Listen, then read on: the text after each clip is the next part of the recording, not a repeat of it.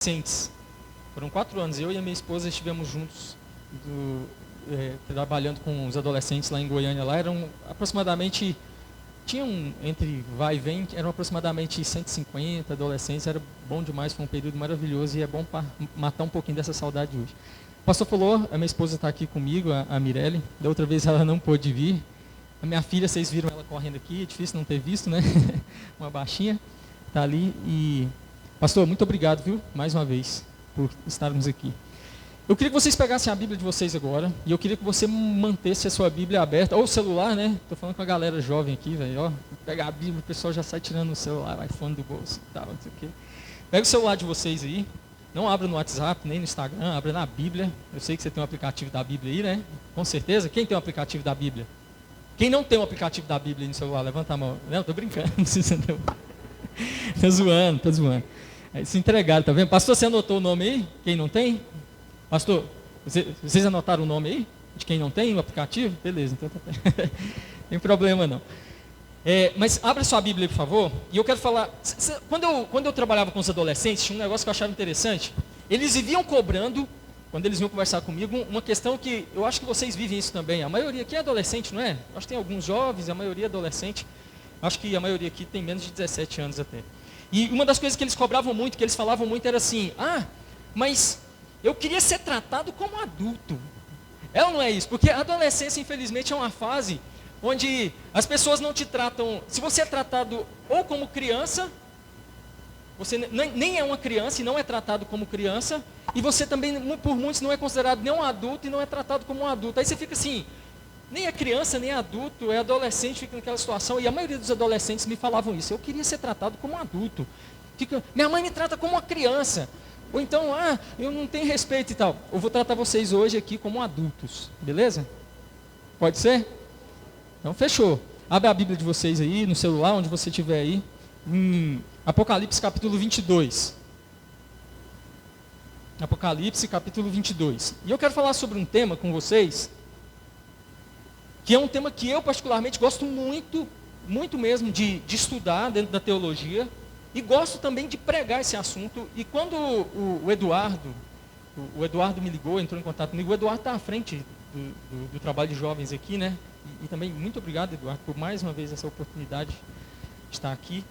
E quando o Eduardo falou comigo, eu pensei nesse texto, pensei nessa mensagem, porque eu acho que ela é uma mensagem urgente para os nossos dias e necessária para os nossos dias, que é uma mensagem voltada para a volta de Cristo, é uma mensagem escatológica. É falar na volta de Jesus e do quanto nós devemos estar atentos, alertas e desejando a volta de Cristo. Se eu posso dar um tema para essa mensagem aqui, o tema que eu daria para essa mensagem é: nós temos realmente amado, desejado a volta de Jesus?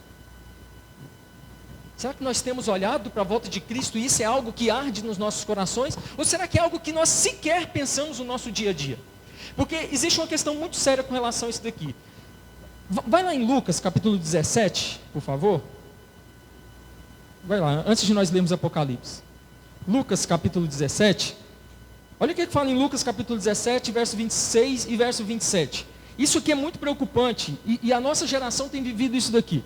Verso 26 e verso 27. Fala assim, ó. Vamos lá. Assim como foi nos dias de Noé, será também nos dias do Filho do Homem. Comiam, bebiam, casavam, davam-se em casamento, até o dia em que Noé entrou na arca e veio o dilúvio e destruiu a tudo. Isso aqui é um alerta muito sério, porque ele está falando, é uma mensagem escatológica, ele está falando que, assim como foi nos dias de Noé, e o que foi a característica dos dias de Noé? É que Noé passou um longo período construindo a arca, anunciando que haveria um dilúvio, mas ninguém acreditava, e o povo continuou vivendo a sua vida normalmente como se nada fosse acontecer. Existe algum problema? Quem aqui quer casar? Levanta a mão. Eita, tem uns celibatários aí, uns eunucos da vida. Ó, seu filho não quer casar, não, ele não levantou a mão. Agora. Todo mundo que quer casar, eu acho que todo mundo quer casar. Tem uns que estão falando, você vai querer ainda, você vai ver. Tem uns que não falam, tem uns que ficam meio tímidos assim, mas chega um momento que você fala, não, eu quero casar.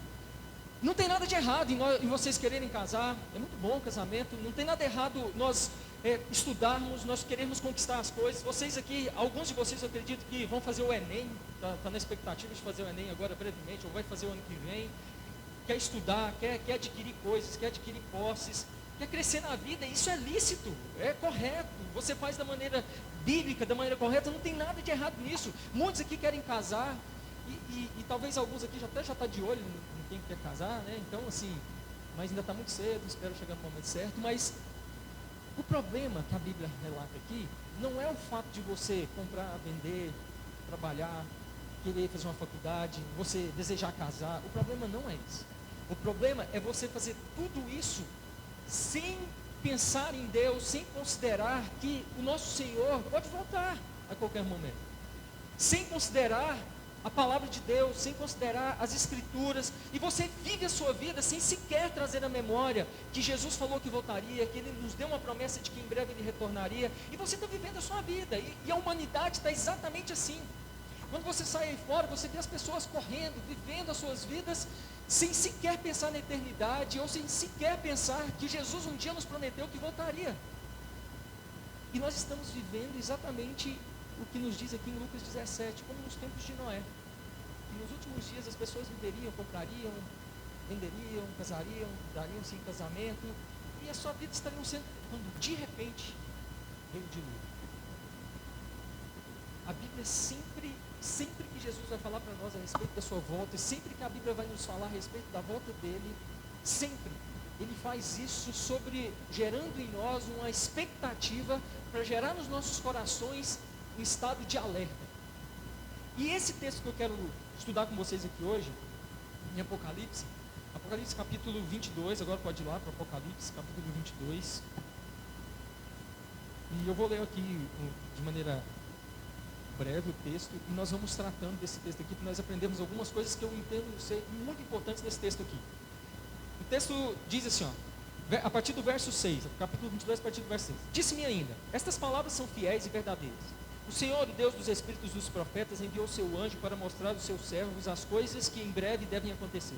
Eis que venho sem demora, bem-aventurado aquele que guarda as palavras da profecia deste livro. Eu, João, sou quem ouviu e viu estas coisas, e quando as ouvi e vi, prostrei-me ante os pés do anjo que me mostrou essas coisas para adorar. Então ele me disse, vê, não faças isso, eu sou conservo teu, dos teus irmãos, os profetas e dos que guardam as palavras deste livro, adora a Deus. Disse-me ainda, não seles as palavras da profecia deste livro, porque o tempo está próximo.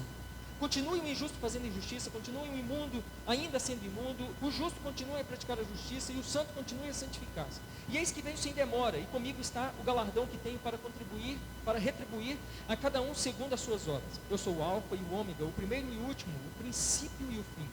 Bem-aventurados aqueles que lavam as suas vestiduras no sangue do Cordeiro, para que lhes assista o direito à árvore da vida e entrem na cidade pelas portas. Fora ficam os cães, os feiticeiros, os impuros, os assassinos, os idólatras e todo aquele que ama e pratica mentira. Eu, João, enviei o meu anjo para vos testificar estas coisas às igrejas. Eu sou a raiz e a geração de Davi, a brilhante estrela da manhã. O Espírito e a noiva dizem, vem.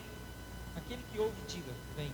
Aquele que tem sede, venha. E quem quiser, beba e receba de graça a água da vida. Eu, a todo aquele que ouve as palavras da profecia deste livro, testifico. Se alguém lhes fizer qualquer acréscimo, Deus lhes acrescentará os flagelos escritos neste livro. E se alguém tirar qualquer coisa das palavras do livro dessa profecia, Deus tirará a sua parte da árvore da vida, da cidade santa e das coisas que se acham escritas neste livro. Aquele que dá testemunho dessas coisas diz, certamente venho sem demora. Amém. Vem, Senhor Jesus. A graça do Senhor Jesus esteja com todos. Nós estamos vendo que esse aqui é um texto altamente escatológico. É o último texto da Bíblia, dentro da organização que nós temos aqui da Bíblia, e eu não entendo que seja por acaso. Eu sei que Deus, na sua soberania, permitiu que fosse assim, fez com que fosse assim. E o que nós mais vemos nesse texto é Jesus dizendo, eis que venho sem demora. E aí, Apocalipse, ele é um livro que significa revelação, um desvelar, algo que estava encoberto, e Deus vem então e desvela, abre, tira o que estava encobrindo aquilo ali e fala para vocês, isso aqui estava tudo encoberto, ninguém soube disso até agora, mas agora eu estou revelando para vocês através de Apocalipse. Quando João, por volta do ano 95, escreve o Apocalipse, ele escreve esse livro aqui para 7 igrejas, as 7 igrejas da Ásia. E dentro da teologia, inclusive, existe dois entendimentos com relação a essa questão, porque alguns teólogos, eles entendem que cada uma daquelas igrejas correspondem a um período da história. Outra corrente teológica vai falar, não. As 7 igrejas, você encontra igrejas em vários lugares, sendo representadas por aquelas 7 igrejas. E eu concordo com essa linha teológica. Porque talvez o que a igreja de Tiatira estava passando, essa igreja aqui não está passando, mas talvez tenha uma igreja lá em São Paulo que está vivendo uma situação bem parecida. E dentro do Apocalipse, nós vemos que Apocalipse é um livro bastante simbólico. Existem muitos símbolos, inclusive o 7 é um símbolo muito forte dentro do Apocalipse, o número da perfeição. E eu entendo que quando Deus traz para 7 igrejas, Ele está dizendo para nós, isso aqui, eu na minha soberania sei o que as igrejas vão passar. Eu sei como vão ser os problemas, como que são as dificuldades, as lutas que vão ser enfrentadas pelas igrejas. Isso aqui é a completude, então aprendam com isso daqui e coloquem em prática nas igrejas de vocês, onde quer que vocês estejam, em qualquer época, em qualquer período. E quando João escreve isso daqui, ele escreve para aquelas igrejas, mas ele escreve para mim e para você hoje. A Igreja Batista aqui em Jataí, a igreja em Jataí, em Rio Verde, a Igreja Batista Manancial e a Igreja Presbiteriana, a Igreja Assembleia de Deus. Ele escreve para mim, escreve para você, escreve para nós. Isso daqui não foi escrito apenas para aquelas igrejas, não foi apenas para aquele povo, foi para nós. Apocalipse é Apocalipse de João? Não, Apocalipse é de Jesus Cristo. Logo, isso aqui é uma ordem de Cristo. Quando você lê capítulo 1, versículo 1, vai falar Apocalipse de Jesus Cristo, a revelação de Jesus Cristo. É Jesus falando comigo e com você hoje. Sabia que muita gente fala assim, eu queria que Deus falasse comigo hoje? Ele está falando conosco através da sua palavra, o próprio Cristo, e muitas vezes no texto nós vamos ver Jesus falando na primeira pessoa, para mim e para você. Ele, na primeira pessoa, dizendo, declarando, falando para nós aquilo que ele desejava que nós ouvíssemos, que nós guardássemos no nosso coração de forma firme. Eu sei que tem muita gente que tem medo de ler Apocalipse. Quem aqui tem um pouquinho de receio de ler Apocalipse? Levanta a mão assim. Só a mãozinha de jacaré. Ninguém? Bom. Muitas pessoas já falaram para mim assim, eu tenho um pouco de receio de ler Apocalipse, primeiro porque é um livro um pouco difícil de entender, realmente. Não é um livro muito fácil de entender, porque tem muita coisa ali que é literal, tem muita coisa que é uma linguagem figurada, então existe uma certa dificuldade, mas tem muita gente que tem medo de ler Apocalipse, sabe por quê? Porque fala que Apocalipse fala de dragão, e fala de não sei o quê, e vai falar da besta, e fala de muita coisa que gera medo nos seus corações. E aí a ideia que se tem de Apocalipse é que Apocalipse é um livro que tem muitas coisas ruins, coisas pesadas, coisas assim que, Apocalipse, eu tenho medo de Apocalipse. Não, Apocalipse não é um livro de condenações, Apocalipse é um livro de esperança. Quando você está em Cristo, quando você conhece Cristo, você lê Apocalipse, seu coração se enche de alegria, de esperança, porque é em Apocalipse que você vai ver a descrição da Nova Jerusalém, que descerá do céu, que as ruas são de ouro cristalina, que os muros são de pedras preciosas. Na hora, pega Apocalipse capítulo 21 e você lê aquelas pedras preciosas, aí você entra lá no Google, e você vai lá e digita cada uma daquelas pedras e vai vendo que coisa maravilhosa, cada uma mais bonita que a outra. E aí você fala assim, cara, a Bíblia fala que cada fundamento do muro é de uma dessas pedras. É isso que Apocalipse fala. Apocalipse fala que Deus habitará conosco. Apocalipse é um livro de esperança.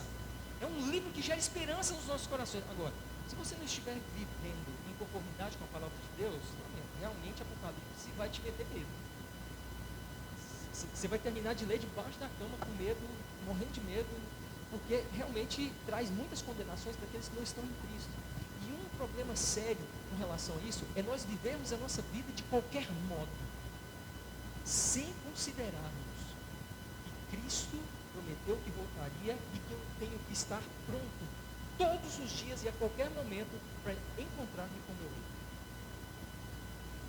Quer Ele volte e venha ao meu encontro, quer eu morra e vá ao encontro dele. E aí o texto começa de forma muito clara, falando assim para nós. O anjo me disse, essas palavras são dignas, né? Versículo 6 aí, de confiança, verdadeiras. O Senhor, o Deus dos Espíritos dos profetas, enviou o seu anjo para mostrar aos seus servos as coisas que em breve vão de acontecer. A primeira coisa que nós vemos aqui é que ele reafirma, o apóstolo João fala, essas palavras são dignas de confiança, são verdadeiras, é fidedigna, é absolutamente confiável. A palavra de Deus, ela é infalível e ela é inerrante. Se tem uma coisa que eu sei que as igrejas reformadas, a igreja presbiteriana, o pastor Sandro, tem como algo firme nos seus corações, é que essa aqui é a nossa única regra de fé e prática. Ela não contém erros, a Bíblia não contém falhas, ela é inerrante, ela é infalível. E o que isso significa? que a Bíblia toda, e esse texto que nós estamos lendo aqui, não contém nenhum erro, nenhum tipo de erro. Está tudo certo aqui, e eu posso confiar, ela é digna de confiança, e ela não falha naquilo que é. O que significa a infalibilidade da Bíblia? Significa que ela não falha naquilo que ela promete. E qual que é a principal promessa que esse texto que nós estamos lendo aqui nos faz? Jesus dizendo, eis que venho sem demora. Isso não vai falhar. Outra questão que é muito interessante aqui, que ele fala assim, o Senhor, olha, agora ele traz para nós uma confirmação de que não vai falhar, porque ele fala assim, ó, o Senhor, o Deus dos espíritos dos profetas, enviou seu anjo. Vamos pegar esse texto aqui, esse pequeno trecho aqui. O Deus dos espíritos dos profetas. Vamos aqui. Quem foi o espírito que inspirou o apóstolo João para que ele escrevesse isso aqui? O Espírito Santo. Quem inspirou Isaías para escrever Isaías? O Espírito Santo. Quem foi que inspirou Moisés para escrever lá o Pentateuco? O Espírito Santo. Quem inspirou Jeremias? O Espírito Santo. Quem inspirou Joel? O Espírito Santo. O que ele está dizendo aqui para nós? O mesmo Espírito que inspirou aqueles homens é o mesmo que está atuando nessa inspiração. E quando ele escreve para essa igreja, para esse povo, muitas coisas que ele tinha escrito aqui, que ele está falando aqui, muitas coisas que os antigos profetas tinham escrito já haviam se cumprido. Vamos dar um exemplo aqui para vocês. Isaías, o profeta messiânico, tinha anunciado a vinda de Cristo, não tinha? Se cumpriu, Jesus nasceu, Jesus fez homem, Jesus morreu na cruz, Jesus ressuscitou o terceiro dia e ele foi assunto ao céu. Joel capítulo 2 fazia a profecia do derramamento do Espírito Santo. Lá em Atos capítulo 2 nós vemos o cumprimento dessa promessa. Quando ele fala assim, ó, essas palavras são fidedignas, são dignas de confiança. O mesmo Espírito que inspirou os profetas que escreveram aquelas profecias, e vocês já viram elas se cumprindo, é o mesmo que está inspirando a escrever isso daqui. Assim como o Isaías profetizou o nascimento do Messias, e ele nasceu. Assim como foi profetizado que ele morreria, que ele ressuscitaria, aconteceu, vocês viram. Assim como Joel profetizou que o Espírito Santo seria derramado sobre toda a carne, cumpriu-se. Agora creiam na seguinte forma: se cumpriu aquilo, se é o mesmo Espírito que está revelando, isso aqui também se cumpriu. Não duvida. Não fica achando, é o mesmo Espírito que revelou isso daqui. E aí ele fala assim, mostrar as coisas que em breve hão de acontecer. No verso 7 ele fala assim, eis que venho em breve. Olha que Jesus, ele já começa, e aqui nós temos que estar a fala está na primeira pessoa, não é alguém que está dando um recado por Cristo, mas é o próprio Jesus dizendo, eis que venho em breve. Na sua Bíblia aí vai estar entre aspas, inclusive, fazendo uma citação. É como se o autor ali, João, ao escrever, ele está fazendo uma citação do que Cristo diz, eis que venho em breve, feliz, bem-aventurado, aquele que guarda as palavras da profecia deste livro. E quando ele diz, eis que vem em breve, aí talvez algumas pessoas digam assim, mas está demorando. Você acabou de falar para mim, Raul, você acabou de falar aqui, que isso aqui foi escrito por volta do ano 95 depois de Cristo. Nós estamos no ano 2021. Não está demorando? Segura aí para mim, depois você me pega. Não está demorando?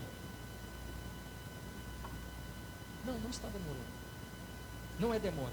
Quando você vai para 2 Pedro, capítulo 3, verso 9, não precisa ir para a gente ganhar tempo aqui. Olha o que diz em 2 Pedro, capítulo 3, verso 9. O Senhor não retarda a sua promessa. A Bíblia é maravilhosa, ela não nos deixa sem resposta. Ela não entra em contradição, ela não nos deixa. Olha o que Pedro diz. O Senhor não retarda a sua promessa, ainda que alguns a tenham por tardia, por demorada, mas é longânimo para conosco, é misericordioso, longânimo para conosco, não querendo que alguns se percam, senão que todos venham a arrepender-se. Jesus está demorando? Não, ele está sendo misericordioso. Primeiro, ele está sendo misericordioso com a igreja, comigo e com você. Segundo, ele está sendo misericordioso com o mundo, com as pessoas lá fora. E quando Jesus não volta, não cabe a mim e a você dizer, mas está demorando. Não é demora, é benignidade, é longanimidade, é misericórdia de Deus. Porque primeiro ele está te dando a oportunidade de acertar a sua vida, de colocar em dias a sua vida, para que se ele voltar amanhã, você está com a sua vida diante dele, em santidade, agradando, vivendo de forma que agrade a ele. Talvez hoje a nossa vida está errada. Talvez não tem leitura bíblica, não tem oração, está vivendo no pecado, e Jesus não voltou hoje. Ele está te dando mais um dia, é mais uma oportunidade. Cada dia que o Senhor Jesus não vem, é mais um dia que Ele está te dando, para que você abandone pecados, para que você se volte mais para Ele, para que você santifique-se mais diante dEle. Cada dia que Jesus não volta, é mais uma oportunidade que Ele tem dado para a humanidade lá fora, e para você, de pregar o Evangelho para aqueles que estão caminhando a passos largos para o inferno. É misericórdia, é amor de Deus, não é demora. Eu tenho que desejar a volta de Cristo, mas ao mesmo tempo eu tenho que aproveitar essa oportunidade. Ele não voltou hoje. Se amanhã eu acordar novamente, o Senhor me permitir acordar e Ele não tiver voltado, eu vou aproveitar essa chance. A misericórdia do Senhor se renovou mais um dia. Eu vou mudar de vida, eu vou abandonar pecado e eu vou pregar o Evangelho àqueles que necessitam ouvir. Não é demora, é misericórdia. Outra questão é que nós não podemos contar e calcular a volta de Cristo com base na nossa cronologia. Deus é atemporal, Deus está fora do tempo, Deus não está preso no tempo. E dentro da teologia tem até um certo debate dentro desse texto aqui, mas eu nem vejo razão para debate desse aqui. 2 Pedro capítulo 3, verso 8, fala que um dia para Deus é como 1000 anos e 1000 anos como um dia. Primeiro ele está argumentando a respeito de Jesus demorar ou não, porque ele fala assim, porque alguns virão dizendo, mas desde que os pais morreram, fala-se que Jesus vai voltar e até hoje ele não voltou. E tal, ele vem explicando sobre essa questão. E enquanto ele está explicando, ele fala assim, gente, o tempo de Deus é diferente do de vocês. Então, não fica preocupado com essa questão cronológica, não. Aproveita a oportunidade em que ele está sendo misericordioso com você. Então, quando Jesus diz, eis que venho em breve, não significa que ele está demorando. Isso aqui foi no ano 95, foi, mas ele não está demorando, ele está sendo misericordioso. Cada dia que passa, é mais um dia que ele está dando oportunidade. No entanto, cada dia que passa, você está um dia mais próximo da volta de Cristo, ou um dia mais próximo de você ir até Cristo. Quando nós continuamos aqui no texto, ele fala para guardar, e esse guardar aqui, não é simplesmente você reter para você, mas quando a Bíblia nos traz essa questão de guardar, ela traz dentro da perspectiva de observar e praticar. Então quando eu entendo e eu leio isso daqui, eu tenho que observar, praticar, colocar a palavra de Deus em prática, buscar todos os dias, agir. Aí eu estou acabando de falar para você aqui, é a oportunidade que o Senhor te dá. Aí você, nossa, gostei daquilo que o Raul falou, vou guardar isso no meu coração. Ótimo. Mas você tem que observar isso e colocar em prática lá. Pregar o Evangelho, abandonar pecados, mudar de vida. Verso 8 e 9, ele fala, eu, João, sou aquele que ouviu e viu essas coisas, tendo-as ouvido e visto, caí aos pés do anjo que me mostrou tudo aquilo para adorá-lo. Mas ele me disse, não faça isso, sou servo como você e seus irmãos, os profetas, e como os que guardam as palavras deste livro, adore a Deus. Quando ele fala isso aqui, o apóstolo João está dizendo aqui, eu quero fazer só uma questão aqui de forma breve, duas questõezinhas aqui. Quando ele fala assim, eu, João, sou aquele que viu e ouviu essas coisas. Quem que era o apóstolo João? João é quem escreveu o Evangelho de João, a primeira carta de João, a segunda carta de João, João, a terceira carta de João. Esse é João, era o apóstolo amado, querido de Jesus, aquele que a Bíblia fala que reclinava a sua cabeça sobre Cristo ali. Era esse aqui é o apóstolo João, o apóstolo do amor. Ele está dizendo assim, não é qualquer pessoa que está falando isso aqui para vocês, não é qualquer um que recebeu essas profecias, que recebeu essa mensagem. O apóstolo João foi o último dos apóstolos, e ele está dizendo, sou eu.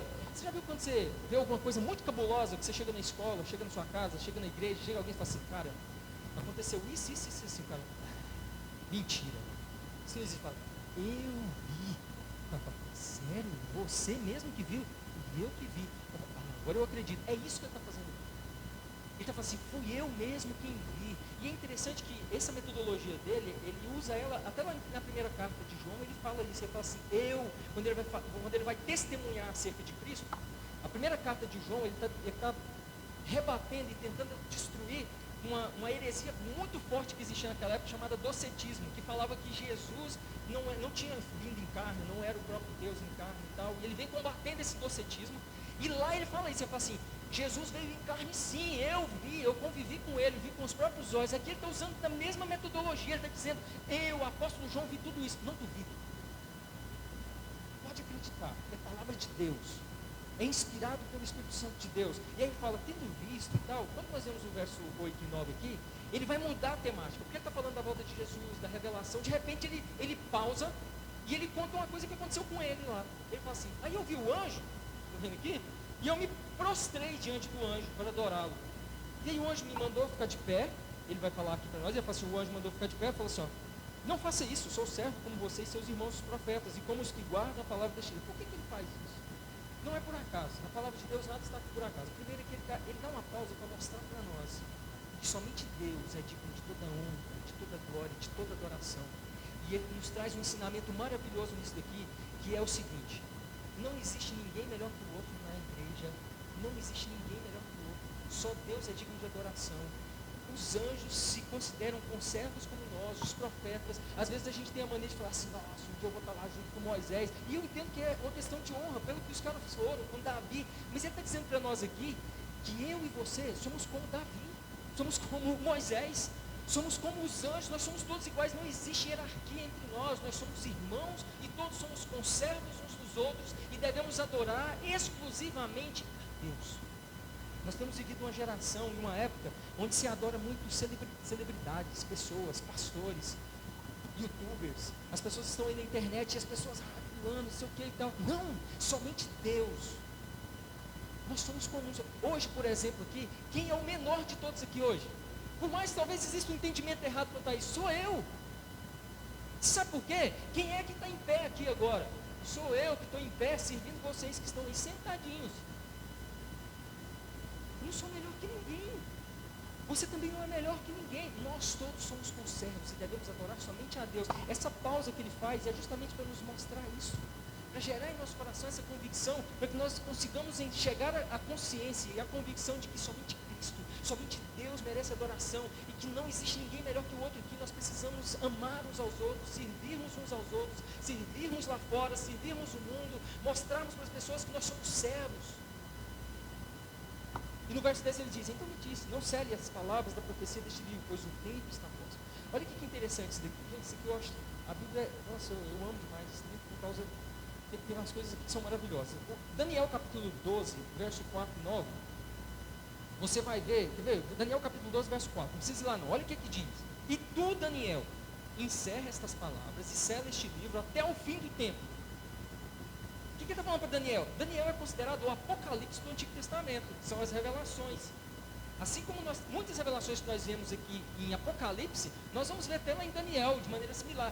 É impossível você estudar escatologia sem utilizar esses dois livros, Apocalipse e Daniel, é impossível. Quando você lê Daniel, e a revelação de Daniel chega para ele e fala assim, sela as palavras deste livro até o tempo do fim. E ele fala, muitos correrão de uma parte para outra e o conhecimento se multiplicará. Quando ele traz a revelação para João, que é das mesmas coisas de Daniel, o que ele fala para João? Não cele as palavras da profecia deste livro, pois o tempo está próximo. O tempo do fim chegou. A primeira coisa que eu quero trazer para vocês aqui em relação a isso é o seguinte, é o conceito de fim dos tempos. Muitos de nós estamos pensando que nós ainda vai chegar o fim dos tempos, ou que o fim dos tempos começou agora, com a pandemia. Nossa, agora começou o fim dos tempos. Não. O fim dos tempos começou com exato momento, a partir do momento que Jesus é assunto ao céu, começa os fins dos tempos. Nós estamos vivendo. O que tem acontecido? O que acontece é apenas uma intensificação dos sinais. Por exemplo, Mateus capítulo 24, Jesus traz os sinais escatológicos ali no seu sermão escatológico. Qual que é o primeiro sinal que Jesus traz do fim dos tempos ali? A destruição do templo de Jerusalém. Quando que foi destruído? No ano 70 depois de Cristo. 70 depois de Cristo nós já começamos a ver cumprimentos ali. A partir do momento que Jesus é assunto ao céu, nós já vemos os cumprimentos, o derramamento do Espírito Santo. Quando você vai para Joel capítulo 2, fala que o derramamento do Espírito Santo seria quando? Sobre toda a carne. No fim dos tempos. Acontece lá, no início da igreja primitiva. Nós já estamos. Agora, o que acontece é que, quando a Bíblia vai nos falar de fim dos tempos, ela fala sobre a mulher em trabalho de parto. E aí, o Eduardo viveu isso agora, recentemente. Eu vivi com a minha esposa. A mulher começa a sentir contrações leves e com um espaço de tempo longo. Elas vão ficando mais fortes e com um espaço de tempo mais curto. Cada vez mais curto e mais fortes as contrações. É isso que tem acontecido. Nós temos vivido uma intensificação dos sinais, mas nós já estamos vivendo os fins dos tempos. A partir do momento que João revela isso daqui, nós já estamos vivendo isso daqui. Tem um teólogo que atua muito dentro dessa área escatológica, chamado Leandro Lima. Sabe o que ele fala? Ele é presbiteriano, inclusive. Pastor Leandro Lima, reverendo Leandro Lima. Igreja Presbiteriana de Santo Amaro, ele é pastor. E ele fala o seguinte, hoje no Brasil é um dos maiores estudiosos dentro da área escatológica. Ele fala assim, 70% de Apocalipse já se cumpriu. Se você for estudar detidamente, 70% já se cumpriu do Apocalipse. O problema é que muita gente pensa que Apocalipse é assim, ó, um dia vai acontecer uma explosão. Bum, um monte de coisa está acontecendo, gente, está diante dos nossos olhos. Está na fuça de cada um, olha aí. Assim, coloca a máscara. Olha aí. Gente, o que Jesus falou lá? Peste, surgiriam. Isso aqui é o quê? Uma peste. Ah, mas já houve antes, Ralf. Houve, mas com essa mesma intensidade que nós estamos vendo. Lembra que eu falei da questão dos trabalhos de parto, que vai havendo intensificação? No mundo todo, por esse período tão longo como está havendo agora, nunca houve. Será que nós vamos continuar vivendo a nossa vida de qualquer jeito? Comprando, vendendo, casando, levanta, vou para a escola, vai, chega, assiste Netflix, não sei o quê, fica ligando para o meu pai, para minha irmã, não sei o quê, volta, levanta de novo, vou para a escola, não sei o quê. Vivendo essa vidinha, esse marasmo, sem se preocupar, sem se voltar para Cristo, sem olhar para a palavra de Deus e falar, o meu Redentor vive, Ele prometeu que voltaria, e o que Ele disse que aconteceria está se cumprindo diante dos nossos olhos. Vocês são jovens. E nunca existiu, acho que, uma geração. Acho não, tenho certeza. Porque eu estou pegando somente a minha observação, não vi nada assim, mas eu tenho certeza. Nunca uma geração teve tantos meios de entretenimento como a nossa geração, essa geração da adolescência. Nem a minha não teve. Vocês têm um mundo nas mãos. Se você quiser passar a vida inteira só se entretendo, você passa sem dificuldade, né? Tipo, nossa, é tanta coisa aí, YouTube, Facebook, Instagram, é tanta coisa. Talvez nós podemos nos prender a essas coisas e nos esquecemos do mais importante. O nosso Redentor está voltando, o mundo está aí, nós estamos simplesmente levando a vida de qualquer jeito, como se nada fosse acontecer. E aí aqui tem um negócio que é muito sério, que é assim, ó, não cele as palavras dessa profecia. E você sabe o que tem acontecido? O apóstolo João não selou. Lá em Daniel, cele, ele selou, obedeceu. Quando fala para João, não cele, ele não selou, ele escreveu, mandou para 7 igrejas, está aqui, nós estamos estudando hoje, mas a igreja muitas vezes tem selado, eu e você temos selado essas palavras, nós não temos pregado Apocalipse para as pessoas, nós não falamos deste livro para as pessoas, nós não mostramos na escola, no nosso trabalho, para os nossos vizinhos, que existe um livro chamado Revelação, que revela para nós o que aconteceria nos últimos dias, que fala que nós temos um Salvador, que morreu na cruz, e que Ele vai voltar um dia. Nós temos selado isso. Eu sei que o pastor Sandro, que eu conheci, até acompanhar os trabalhos aqui da igreja, ele trabalha sempre expositivamente aqui na igreja, e sempre trabalhando livros. Eu sei que quando a igreja trabalha assim, ela sempre vai tratar de Apocalipse, mas tem um monte de denominações, de igrejas aí, que passam 2, 4, 5 anos sem pregar um texto de Apocalipse, porque talvez o pastor tenha medo de falar em Apocalipse, tem preguiça de estudar, porque é difícil de estudar. Nós não podemos selar, o apóstolo João não selou, mas nós muitas vezes temos selado essas palavras. Quando foi a última vez que você falou desse livro para alguém, mostrando as promessas? Olha o que o Senhor tem para nós, olha que cidade maravilhosa, Nova Jerusalém. Essa semana eu trabalho no Procon em Jataí, e tem um cara lá que trabalha comigo lá, que ele é um senhor já de idade, e ele é bem curioso com relação à Bíblia. Tem pouco tempo que eu estou lá, tem 2 meses que eu estou trabalhando lá, e ele ficou sabendo que eu sou pastor e veio me perguntar um monte de coisas. E ele falou assim, cara, o povo fala muito de céu, mas eu queria saber assim, o que tem de bom nesse céu? Eu falei, vem cá. Já catei a Bíblia e falei assim, vem cá para você ver. Deixa eu ler um texto para você, que é Apocalipse capítulo 21. E eu fui descrevendo a Nova Jerusalém. Eu vou te ler só isso aqui, só esse pedacinho aqui. E fui falando um monte de coisa aqui em Apocalipse. E ele, nossa, cara, que coisa sensacional. Quando foi a última vez que nós fizemos isso? Será que nós temos amado a Cristo, as promessas que Ele tem para nós aqui, ao ponto de nós falarmos assim, ou será que nós temos sido egoístas demais? Tipo assim, é meu. É meu. A versão NVT, quando traz as medidas aqui da Nova Jerusalém, a versão NVT, se vocês não têm, é muito interessante, porque ela traz dentro das nossas medidas. Ela fala que a Nova Jerusalém tem 2.000 quilômetros de comprimento, 2.000 quilômetros de altura, 2.000 quilômetros. Ela é um cubo perfeito de 2.000 quilômetros. Gente, você tem noção do tamanho? E aí aqui eu estou conjecturando, gente, ó, nunca li isso em livro nenhum, nada, não tem, só estou falando aqui. A Bíblia lá fala que ela tem 2.000 quilômetros de altura. Aí eu estava pensando, cara, por que ela é alta desse tamanho? Será que vai ter prédios? Pode ser que tenha prédios, sei lá. Deus falou, vou preparar-vos morada. Mas às vezes tem crente que não prega e pensa assim, cara, não vou pregar não, vai que depois chega lá, não tem espaço para mim, eu fico lá de fora. Não tem espaço. Aqueles que são os eleitos do Senhor vão chegar ao conhecimento. Eu creio na predestinação. Creio sim. Não creio no livre-arbítrio, não. Creio na livre agência e creio na predestinação, mas isso não é desculpa para não pregar o Evangelho. Muito pelo contrário, se eu creio que o Senhor predestinou pessoas a conhecerem a sua palavra e que existe espaço e local preparado para elas, porque Jesus foi fazer isso, eu preciso anunciar. Não posso usar isso como desculpa para me calar e selar as palavras deste livro e não abrir a minha boca e dizer para as pessoas o quanto Jesus as ama e o que Ele tem preparado para nós. E verso 11 ele fala, continue o injusto a praticar injustiça, continue o mundo na imundícia, continue o justo a praticar justiça, continue o santo. Esse é um dos textos mais difíceis dentro da Bíblia para interpretar. Um outro difícil também é aquele lá de 2 Pedro, que fala que Jesus desceu ao Hades. Bolsa, aquilo ali dá pano para a manga. Deve ter umas 50 mil interpretações. Não tem nada de muito complicado nesse livro.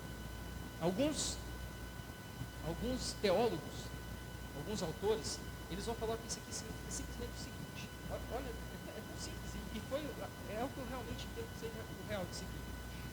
Não é que a Bíblia está falando assim, o imundo continua na imundícia. Não é isso que a Bíblia está falando.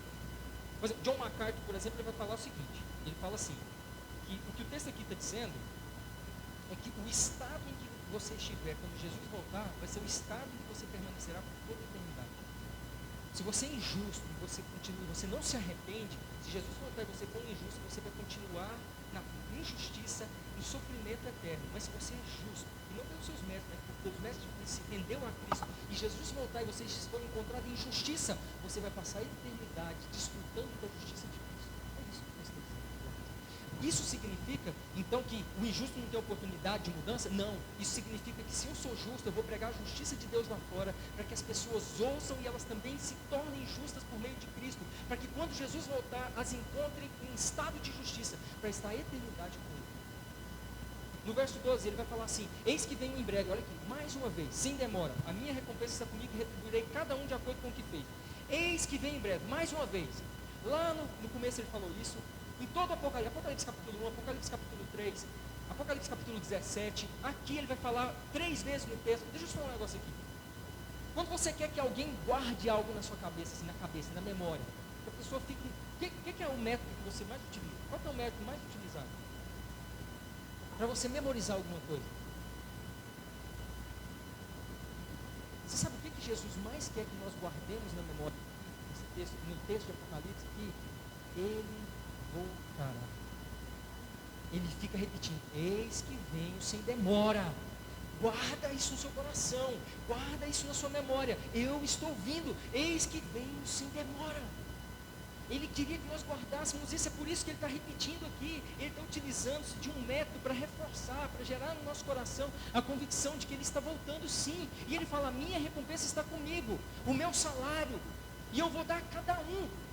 Nós não somos salvos pelas obras, e eu sei que isso é mais do que claro, eu sei que isso é difundido de forma ampla, somente na igreja presbiteriana, aqui pelo pastor, eu sei, vocês já sabem disso, mas nós somos galardoados, recompensados, recebemos salário pelas nossas obras. E o interessante é que Jesus fala que ele vai fazer isso a cada um, é individual. Olha aqui, você é pastor? Não? Você é o líder dos adolescentes lá, do jovem, cuida, o conselheiro? É o conselheiro lá, pelo menos quando eu estava na presbiteriana lá, era conselheiro. Qual que é o seu nome? Vinícius. O que o texto está dizendo é que Jesus vai chegar, vamos supor que Jesus volte amanhã, e ele pega e fala assim, chega aqui Vinícius, que o pastor lá chama Eduardo, né? Eduardo. Chega aqui Eduardo, o Eduardo é o líder de vocês aqui, dos jovens adolescentes, chega aqui Eduardo, chega aqui pastor Santo, e aí vocês ficam para lá, e Jesus vai falar assim, ó, está aqui a recompensa e o galardão dos seus adolescentes, Vinícius, está aqui a recompensa e o galardão dos seus jovens adolescentes, Eduardo, e está aqui a recompensa e o galardão do povo da sua igreja, Sandro.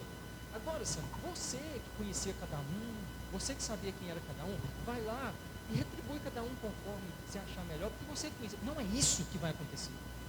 Jesus conhece cada um de nós individualmente, e Ele não vai fazer isso por meio de intermediários, mas Ele pessoalmente retribuirá cada um conforme as suas obras.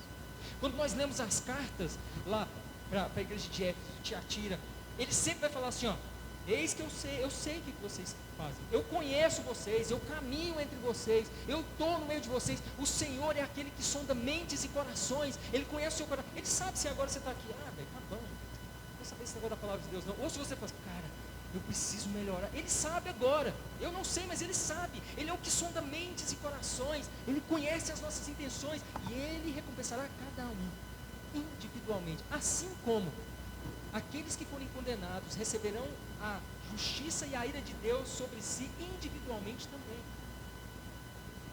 Isso aqui é muito... Gente, isso aqui para mim é uma coisa maravilhosa, que eu pensar assim, cara, o meu Jesus, ele me conhece individualmente pelo nome, Ele sabe quem eu sou. Cara, tem gente que se sente honrado. Quem é que conhece um cara que está na internet bem conhecido aí, Gustavo Gaia? Você já viu? Quem é que já viu? youtuber na área política, ele é aqui de Goiás. E o que aconteceu essa semana? Ele defende questões políticas e ele é um bolsonarista. E aqui eu não estou defendendo politicagem, nada, só quero dar um exemplo. E ele fala muito do Bolsonaro e defende muito o Bolsonaro. Aí essa semana passada, o Bolsonaro pegou e estava fazendo um pronunciamento lá, falou um negócio, falou assim, não, porque lá em Goiânia tem um cara que eu conheço, o Gustavo Gaia, mas foi a loucura. Porque tipo assim, o Bolsonaro sabe quem ele é. Ele defende o Bolsonaro, grava vídeos defendendo, e o Bolsonaro sabe quem ele é, chamou ele para tomar um café. Aí eu fico olhando e falo assim, ele está feliz desse jeito, porque o Bolsonaro sabe quem ele é. Eu sou um cristão, os crentes estão tudo aí dentro das igrejas, e Jesus, o Rei dos Reis, o Senhor dos Senhores, nos conhece pelo nome, sabe quem nós somos, e nós não conseguimos nos alegrar. Como um cara desse se alegra por causa de um outro homem, saber quem ele é simplesmente. O cara estava eufórico, foi a loucura, porque o Bolsonaro sabia quem ele era, e às vezes a Bíblia nos diz, o Senhor Jesus sabe quem eu sou, e você não consegue se alegrar por isso. Ele te recompensará individualmente pelo nome, ele te dará um novo nome. E aí às vezes nós ficamos, mas quem faz tudo isso? Apáticos com relação a isso, e ele vai falar para nós, eu sou o alfa e o ômega, o primeiro e o último, o princípio e o fim. E alfa e ômega aqui é dentro de uma questão alfabética. E aí quando nós vemos, então olha que interessante isso daqui.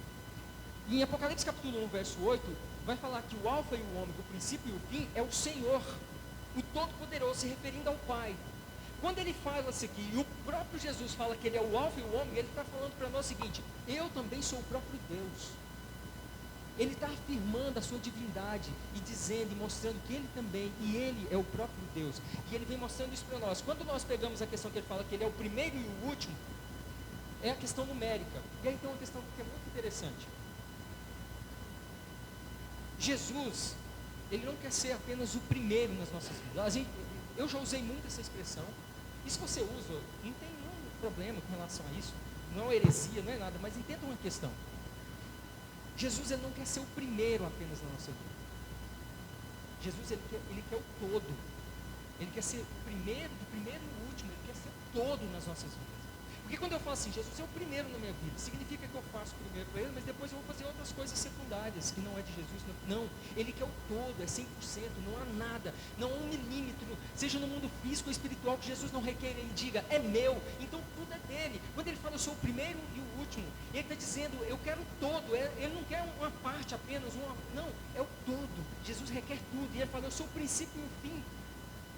Tudo se fez por meio de Cristo. E o que a Bíblia vai nos dizer? Que todas as coisas foram feitas por meio dele. Sem ele nada existiria. João capítulo 1 vai falar, e no princípio era o verbo.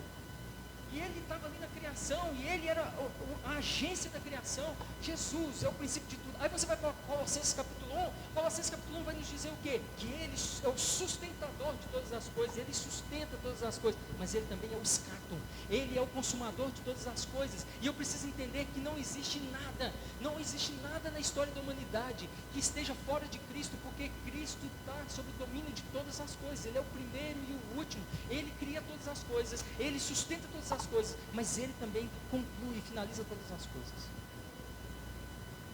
E ele vai falar, verso 14, felizes os que lavam as suas vestes, assim têm direito à árvore da vida e podem entrar na cidade pelas portas. Lava onde? Apocalipse 7,14 vai falar para nós. Eu lhes respondi, meu Senhor, tu sabes. Então ele afirmou, estes são aqueles que vieram da grande tribulação e lavaram as suas vestes e as alvejaram no sangue de Cristo. Verso 15. Só uma questão de observação interessante. Quando ele vai falar daqueles que são salvos, não cita obras, mas quando vai falar dos que são condenados, cita as obras. Mais uma vez, mostrando para nós não somos salvos por obras, mas por estarmos em Cristo e sermos lavados pelo sangue de Cristo. Mas quando alguém é condenado pelas suas obras, porque no verso 15 ele vai dizer, fora ficam os cães, os que praticam feitiçaria, os que cometem imoralidade sexual, os assassinos, os idólatras e todos os que amam e praticam mentira. Cães aqui são os falsos mestres, falsos pastores, os cães gulosos. Você vai encontrar a base para isso aqui lá em Isaías, capítulo 56, verso 10. Feitiçaria aqui, gente, essa palavra no grego aqui é farmakoi, é de onde vem a palavra farmácia mesmo. Isso daqui é todo tipo de misticismo. Você já viu crente que gosta de orar horóscopo? Isso é feitiçaria. Eu já vi. Crente que fala, não sei o que, conversando lá no assunto, não sei o que, eu vi lá o horóscopo. Gente, que horóscopo? Ou você crê que a sua vida está nas mãos de Deus, ou você não crê. Você acha que está nos astros, não sei o quê. Cara, isso é misticismo, é feitiçaria. Os assassinos, os que cometem imoralidade sexual. Ó, para vocês que são jovens e adolescentes aqui, isso aqui é bem rápido, essa questão de moralidade sexual. A única questão bíblica, a única situação bíblica que é permitida o relacionamento sexual entre um homem e uma mulher no casamento. Acabou. Questões sexuais, relacionamento sexual, homem e mulher no casamento. Fora disso, se encaixa dentro dessa imoralidade sexual daqueles que vão ser condenados. Desde a pornografia, tudo isso é imoralidade sexual. Pornografia, fornicação, adultério, tudo imoralidade sexual. Então, vigia, viu? Somente nessa idade que os hormônios estão saindo pelos cabelos, assim. Vigia. Os assassinos, os idólatras, todo tipo de idolatria. Adolescente, às vezes tem uma mania assim de idolatrar alguém, cuidado com essa questão. O que é idolatria? Só uma observação. Tudo aquilo que ocupa o lugar que deve ser de Deus no seu coração é idolatria. Por isso que Jesus fala, quem amar pai, mãe, irmão, ou assim mesmo mais do que a mim, não é digno de mim. Porque Jesus está falando de idolatria quando ele fala nesse texto.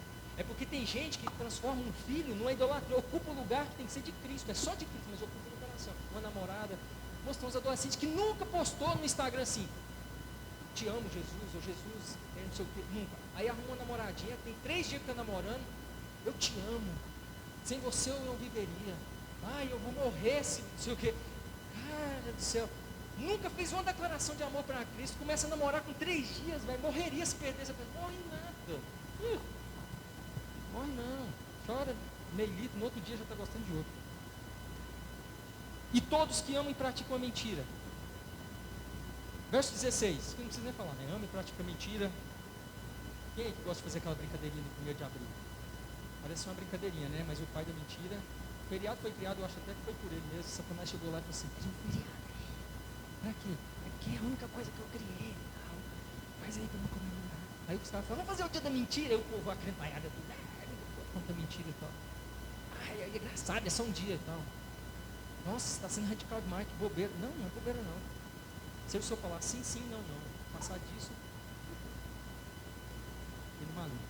Verso 16. Eu, Jesus, enviei o meu anjo para dar a vocês este testemunho concernente. Olha que coisa sensacional isso aqui. No primeiro versículo que nós lemos, quem que fala assim, ó, eu, João, vi essas coisas e escrevi. Não foi, João, que fala isso? Vi e ouvi essas coisas, não foi? Como se não bastasse, Jesus agora fala assim, gente, se o testemunho de João não serve para você, agora deixa eu falar aqui, eu, o próprio Jesus, enviei meu anjo para ter esse testemunho. Se você estava assim, mas será que esse João não estava lá? Eu estou achando que esse João andou comendo demais lá na ilha de Patmos, dormiu de barriga cheia, e ele teve um sonho meio doido lá, aí Jesus vem e fala assim, não, gente, creia no que eu estou dizendo, porque eu, Jesus, fiz isso. E aí ele pega e fala assim, ó, aí alguém fala assim, mas quem que é esse Jesus? Eu falei, eu sou a raiz de Davi, aquele que veio da descendência de Davi, que se fez homem, que morreu, e que hoje é o único intercessor entre Deus e vocês, que é homem ainda, Jesus Cristo homem. Sou eu. E ele fala a estrela da manhã, gente, essa estrela da manhã aqui é quem? É o planeta Vênus, que nós conhecemos como a estrela d'alva. Que dentro desse contexto que Jesus está falando, ela é o símbolo da eternidade. Jesus está dizendo, eu sou aquele, o único que pode trazer, gerar em vocês, fazer com que vocês tenham uma vida eterna. Eu sou aquele que nasceu de mulher, que se fez homem, filho de Davi, que morri, ressuscitei, sou eu que mandei meu anjo para testificar isso tudo por amor a vocês. E aí o que nós fazemos com isso? Será que nós duvidamos? Nós realmente cremos nisso, porque é o próprio Jesus testificando. Se vocês não acreditam em João, então acreditem em mim. Verso 17, o Espírito, nesse texto aqui, isso aqui é uma das partes mais sérias do texto. Se você esquecer de tudo que eu falei, eu falo rápido demais, falo muita coisa, eu sei que eu sou chato, mas se você se lembrar disso daqui, se isso aqui gerar temor no seu coração, para mim tá bom, olha aqui. Verso 17, o Espírito e a noiva dizem, vem. E todo aquele que ouvir, diga, vem. Quem tiver sede, venha. E quem quiser, beba de graça da água da vida. O Espírito e a noiva dizem o quê? Fala para mim, vou contar até 3, vocês falam para mim, vocês estão muito calados. O Espírito e a noiva dizem...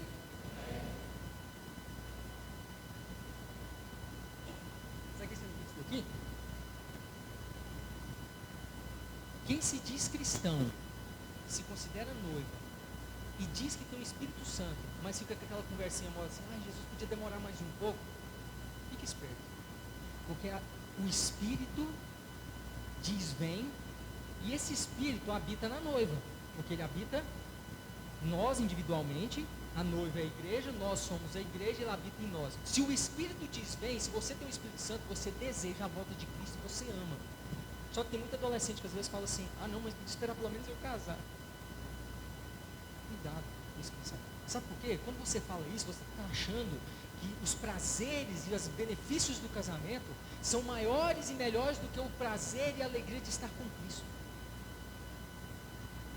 Porque se o Espírito e a noiva dizem vem, se você realmente tem o Espírito Santo de Deus, se você é noiva, você tem que desejar a volta de Cristo. E aí entra exatamente no ponto que eu falei para vocês, porque a maioria está vivendo como se Jesus nunca fosse voltar, não pensa na volta de Cristo, não deseja a volta de Cristo, está vivendo para esse mundo, está desejando que Jesus demore um pouco mais para voltar, para ele comprar uma casa, para ele conseguir terminar a faculdade, para ele comprar um carro top, para ele conseguir casar, para poder ter filhos. Nada disso pode tomar o nosso coração ao ponto de nós dizermos, não, Jesus, espera mais um pouco. Não. O Espírito e a noiva dizem, vem. Se eu tenho o Espírito Santo de Deus, se eu faço parte do corpo de Cristo, da igreja de Cristo, se eu sou noiva, eu tenho que dizer, vem. Se o meu coração não diz isso, se quando eu falo, Jesus está voltando, você fala, meu Deus, mas ele não podia voltar, é duas coisas pode estar acontecendo. Ou você está muito preso a esse mundo, desejando mais as coisas desse mundo, ainda não entendeu o que é o céu e o que é estar com Cristo, você não entendeu. E você acha que tem alguma coisa nesse mundo que é melhor do que estar com Cristo, você não entendeu. Ou você está vivendo um pecado e você tem medo de Jesus voltar e te encontrar numa situação complicada. Não volta. O Espírito e a noiva dizem, vem. Será que nós temos desejado a volta de Cristo? Verso 18 e 19. Declara a todos os que ouvem essas palavras da profecia deste livro. Se alguém lhe acrescentar algo, Deus lhes acrescentará as pragas descritas. Se alguém tirar alguma coisa, Deus tirará dele a sua parte na árvore da vida na cidade santa, que estão descritas neste livro. Primeiro, só um entendimento aqui. Aqui está se referindo ao Apocalipse, mas existe um entendimento claro. Lembra que no início fala assim, ó, que o mesmo Espírito que atuou na vida dos profetas, é o que estava atuando aqui, a mesma autoridade bíblica que existe em Apocalipse, existe em toda a Bíblia. Logo, isso aqui você aplica para toda a Bíblia. Eu não tenho o direito de tirar nem acrescentar nada de Gênesis capítulo 1 a Apocalipse capítulo 22. Não é, mas está vendo? É só de Apocalipse que eu não posso tirar nem acrescentar. Não. É de toda a Bíblia, porque a mesma autoridade que existe nesse livro, existe nos outros livros que também foram inspirados por Deus. Primeira observação é essa. Segunda coisa, o que nós temos visto hoje? O liberalismo teológico, que está forte, pesado, está batendo pesado. Cuidado com quem que você assiste na internet.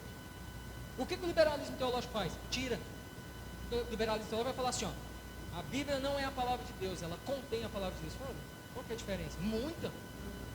Quando eu falo a Bíblia é a palavra de Deus, Gênesis capítulo 1, Apocalipse capítulo 22, sem tirar uma vírgula, é a palavra de Deus. Quando eu falo contém, eu estou dizendo que tem coisas que é e tem coisas que não é. Segundo, vamos pegar aí. Tem muita coisa dentro da Bíblia que, por exemplo, tem muitas correntes aí hoje, por exemplo, assim, inclusive igrejas que às vezes parece que é uma coisa até muito boa, muito bonita. Eu acho que até outra vez eu até falei sobre isso aqui, mas uma coisa que o liberalismo teológico traz também. É a questão, tipo assim, não, o Deus do Novo Testamento é um Deus só de graça. Não tem essa questão de juízo, de coisa, a gente não precisa falar isso para a igreja e tal. Não é assim. Eu estou tirando algo da palavra de Deus. E o outro problema está na questão do acrescentar. O acrescentar, ele vem por meio do misticismo. Infelizmente, existe muito misticismo dentro da igreja. Muito misticismo. Uma igreja que enfrentou um problema sério de misticismo foi a igreja de Colossos. Quando Paulo escreve para os Colossenses, e a carta mais cristocêntrica, é por causa de misticismo. Tinha os gnósticos lá dentro, que ficava falando que não, que existiam os aions, porque o misticismo, enquanto o liberalismo vai tirar coisas da Bíblia, o misticismo não tira. Ele fala, não, a Bíblia, creio em tudo, de Gênesis a Apocalipse, mas está faltando alguma coisa. Aí ele quer acrescentar, que era o que acontecia lá. E os gnósticos falavam, não, porque existem os aions, e a gente precisa aplacar eles, que eram uns espíritos, e que tem por meio do ascetismo, ascetismo ou asceticismo, você vai aplacar por meio de fazer isso e aquilo. Somente Cristo não é suficiente para se chegar a Deus, por causa disso e daquilo, ou seja, acrescentando e dizendo que não era suficiente. Gente, é o que mais tem hoje. Misticismo dentro da igreja, acrescentando como se Cristo não fosse suficiente. Jesus é suficiente. Foi Jesus que nos deu livre acesso ao Pai. A palavra de Deus ela é cristocêntrica. Cristo é suficiente, eu não tenho que acrescentar mais nada. Aquilo que eu preciso. E não vou tirar nada. Aquele que dá testemunho dessas coisas diz: sim, venho sem demora. Amém. Vem, Senhor Jesus. Olha que interessante. Lembra que eu falei que quando você quer que alguém memorize alguma coisa, o que é a técnica que se utiliza? Repetição, não é? Agora, quando você quer que uma pessoa não se esqueça mesmo daquilo que você está falando, você vem repetindo durante um período, e aqui o Apocalipse inteiro, Apocalipse 1, Apocalipse 3, Apocalipse 17, vem inteiro Jesus falando: eis que vem sem demora, usando essa expressão: eis que vem sem demora, eis que vem sem demora. Agora, quando eu quero falar uma coisa que eu não quero que as pessoas se esqueçam jamais, que eu quero que fique no coração delas, assim, firme no coração delas, primeiro eu fico repetindo aqui. Depois, isso aqui que eu faço é a última coisa que eu falo, para que seja a última coisa que a pessoa se lembre que eu falei para ela e ela não se esqueça. Aquilo que é mais importante, se eu tivesse um acampamento com vocês, eu tivesse algo de muito importante para deixar para vocês, durante todo o acampamento eu ia estar repetindo pequenas vezes aquilo, mas a última coisa que eu diria para vocês antes de ir embora, para vocês não se esquecessem, porque aquele era o tema principal do acampamento, era a frase do tema principal do acampamento, e você ir embora, talvez você não pudesse se lembrar de mais nada, mas daquilo você se lembraria. É isso que Jesus está fazendo conosco. A última coisa que o Senhor Jesus deixou escrito, deixou registrado na sua palavra para nós, a última fala de Cristo para nós, é essa maravilhosa promessa: eis que venho sem demora. E a maioria de nós cristãos temos nos esquecido disso. E aí nós temos a resposta da igreja, né? Amém, vem, Senhor Jesus. Você pode dizer um amém convicto hoje? Você pode dizer sim, sim, Senhor Jesus, eu quero que o Senhor venha. Será que nós estamos preparados ao ponto de podermos dizer sim, Senhor Jesus, venha sem demora? Onde se tiver, por favor? Chega aqui, pastor, o Eduardo. Eu queria que você fechasse seus olhos agora e nós vamos orar.